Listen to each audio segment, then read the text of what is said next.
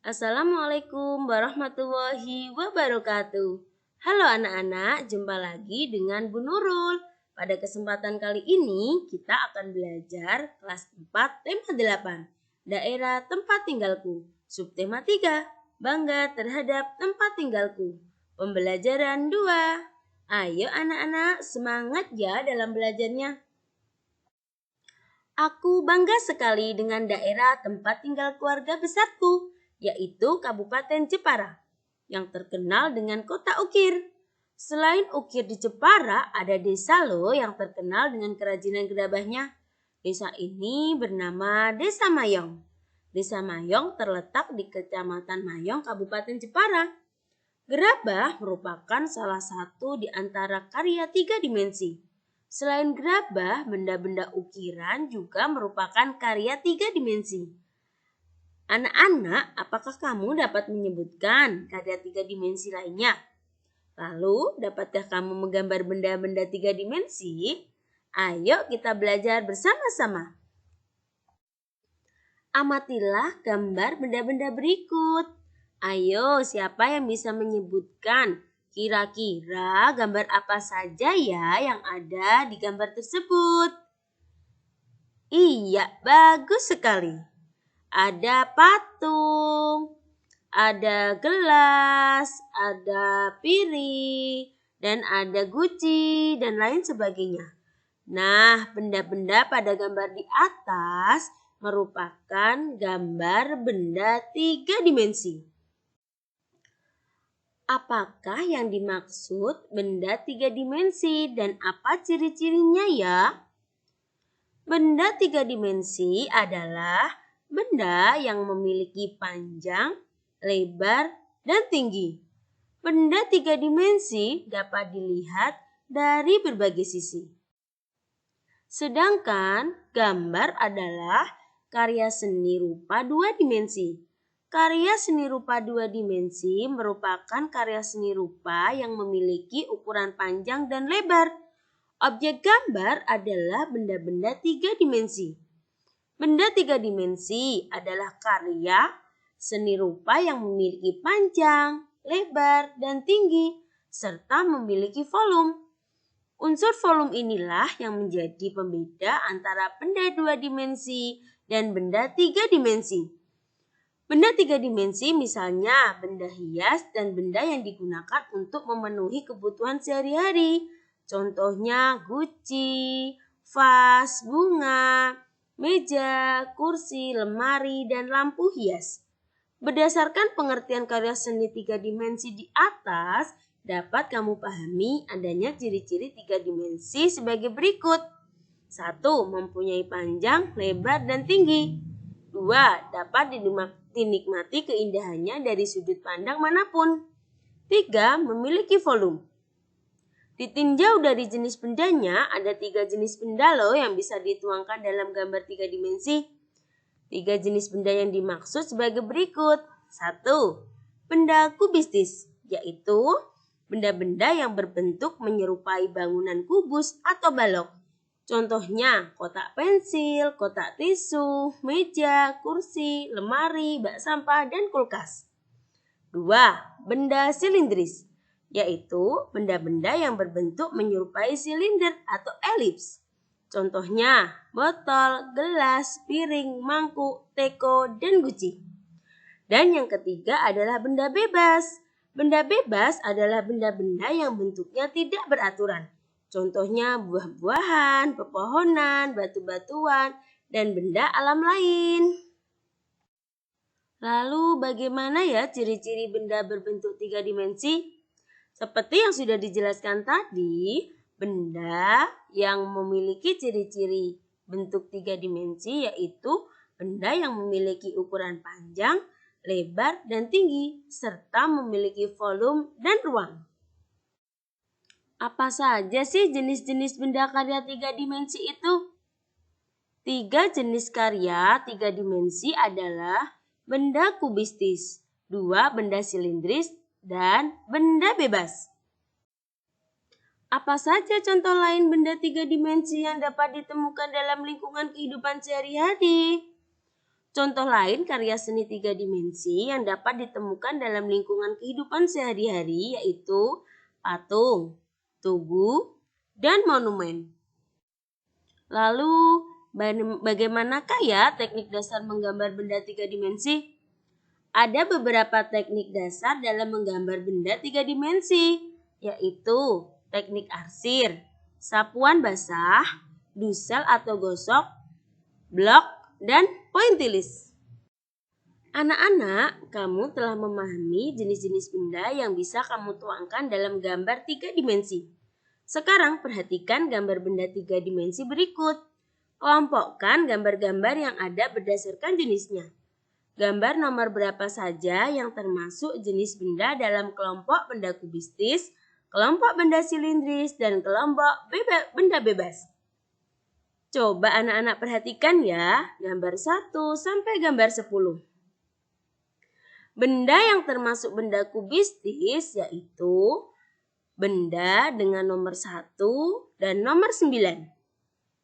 Sedangkan benda yang termasuk benda silindris yaitu gambar nomor 2, 3, 4, 5, dan 7. Sedangkan benda bebas yaitu benda dengan nomor 6, 8, dan 10. Kendi merupakan benda 3 dimensi. Di Kecamatan Mayong merupakan pusat pembuatan kendi dan berbagai macam gerabah dari tanah liat. Di Mayong juga ada sebuah cerita rakyat yang berjudul Ibu Mas Semangkin. Yuk kita baca bersama-sama ya. Ibu Mas Semangkin. Ibu Mas Semangkin adalah tokoh yang berjasa bagi masyarakat desa Mayong Lor. Beliau adalah cikal bakal dan pahlawan perempuan bagi masyarakat Kabupaten Jepara. Dikisahkan, Ibu Mas Semangkin atau yang dikenal dengan Roro Ayu Mas Semangkin adalah putri kedua dari Pangeran Haryo Bagus Mukmin atau Sunan Prawoto. Semasa kecil Roro Ayu Mas Semangkin diasuh oleh bibinya, Ratu Kalinyamat di Jepara. Roro Ayu Mas Semangkin adalah anak yang lincah, cerdas, cantik, pemberani, dan sangat peduli dengan masyarakat sekitarnya. Hal itu sangat dipengaruhi oleh kepribadian bibi yang mengasuhnya, yaitu Ratu Kalinyamat. Setelah dewasa, Roro Ayu Mas Semangkin diperistri oleh Sutawijaya dari Kerajaan Mataram sebagai garwa selim. Roro Ayu Mas Semangkin hidup bersama suaminya di Demak.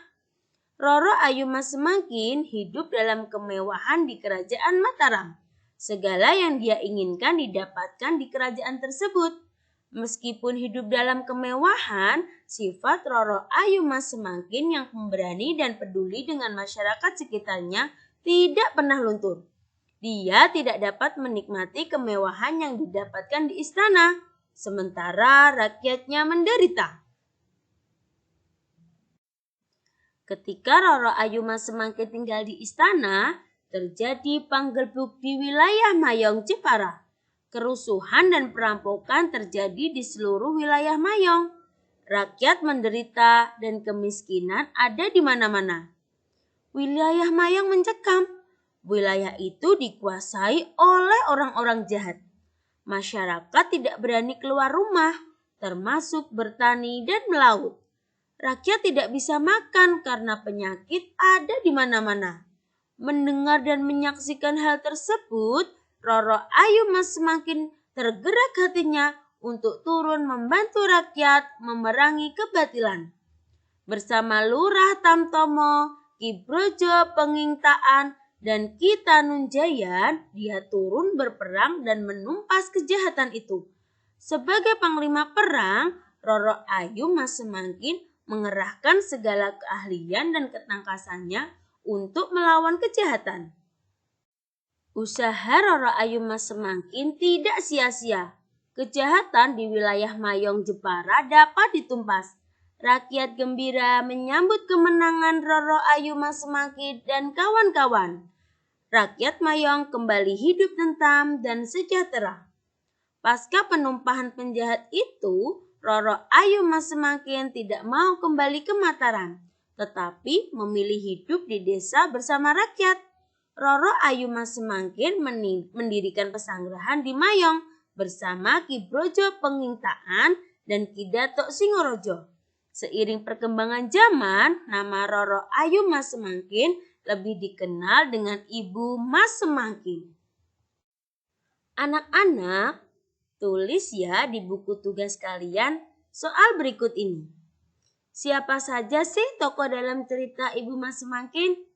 Yuk ditulis ya dalam bukunya, kerjakan dengan tepat.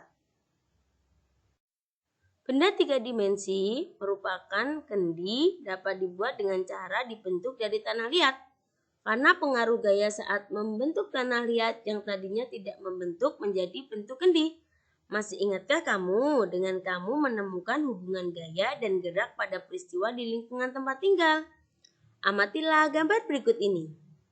Amatilah gambar peristiwa anak bermain ketapel, paman menimba dengan ember dan pengrajin membuat gerabah. Sebagai berikut. 1. Anak bermain ketapel.